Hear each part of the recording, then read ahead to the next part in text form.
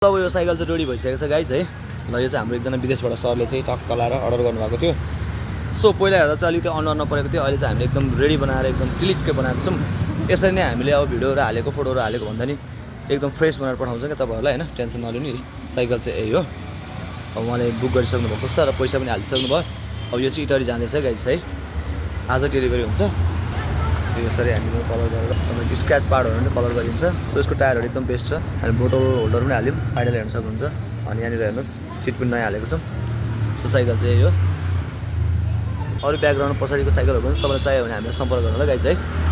यो चाहिँ हाम्रो एकदम हेड मिस्त्री भाइ हो है, यहाँ पुरा काम गरेर हुन्छ। यत्रो साइकलहरू बनाइरहेको उसले नै हो, खतरा छ। अब जोस् भाइ एकदम मेन त छ, साइकलमा एकदम फ्रेस बनाउँछ क्या भाइले। यहाँ पनि रेडी गर्दैछ इटरी जाने साइकल होइन। यदि तपाईँहरू केही साइकलहरू समस्या परेछ नि, यो भाइसँग आएर टक्क भेट्न सक्नुहुन्छ हाम्रो पसलमा। तर पोजमा भिडियो बनाइदिइरहेको छु है, ठिक छ नि भाइ होइन? अलि राम्रोसँग कस्तो ल दामी छ भाइ चाहिँ होइन।